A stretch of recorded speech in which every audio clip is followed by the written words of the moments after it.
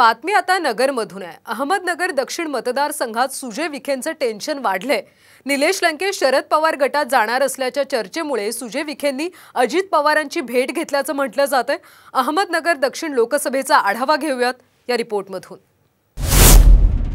नगरमध्ये सुजय विखेंना निलेश लंकेंची धास्ती। पवारांवर प्रेम आहे माझं। मग दादावरती की साहेबांवरती? Power is the Pawar, Pawar is the power.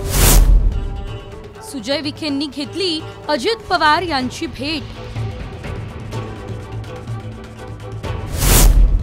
Nilesh Lanke Sharad Pawar गटात सहभागी होणार। तुतारी वाजवल्याशिवाय आम्ही स्वस्थ बसणार नाही। ये तो सिर्फ ट्रेलर है, पिक्चर अभी बाकी है।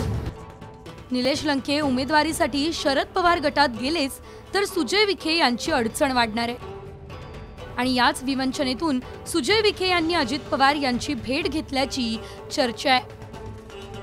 दरम्यान निलेश लंके यांना शरद पवार गटात आणण्यासाठी जयंत पाटील आणि अमोल कोल्हे यांनी जोरदार फिल्डिंग लावली आहे। लंके फार लोकप्रिय आहेत आणि लंके उभे राहिले तर 100% निवडून येतील आणि म्हणून त्या बाबतीत आम्ही या मताचे आहोत की लंके हे आमचे उमेदवार व्हावेत आणि त्या बाबतीत आवश्यक ते सोपस्कार आम्ही योग्य वेळी पूर्ण करू।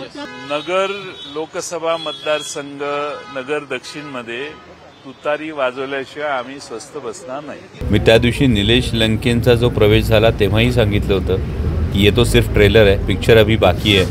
आणि आत्ताही आजचे जे काही तुम्हाला बातम्या आल्या असतील यातही अजूनही मी हे सांगतोय, ये तो सिर्फ सुरुवात आहे। निलेश लंके यांचं बंड थोपवण्यात उपमुख्यमंत्री अजित पवार यांना यश येत नाहीये। त्यामुळे सुजय विखे पाटील यांची धाकधूक वाढतच चालली आहे। याच काळजीपोटी सुजय विखे यांना आपल्या जुन्या चुकांची उपरती होताना दिसते।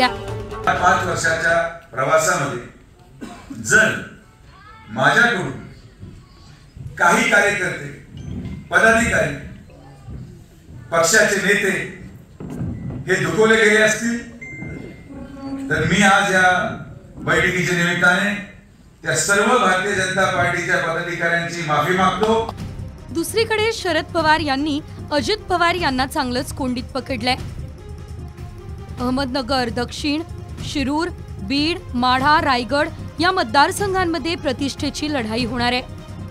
नगरमध्ये सुजय विखे यांच्या विरोधात निलेश लंके, बीडमध्ये पंकजा मुंडेंविरोधात बजरंग सोनावणे, माढ्यात रणजितसिंह निंबाळकर यांच्या विरोधात धैर्यशील मोहिते पाटील आणि रायगडमध्ये सुनील तटकरे यांच्या विरोधात अनंत गीते यांना बळ देऊन अजित पवार यांना अडचणीत आणण्याचा डाव आहे।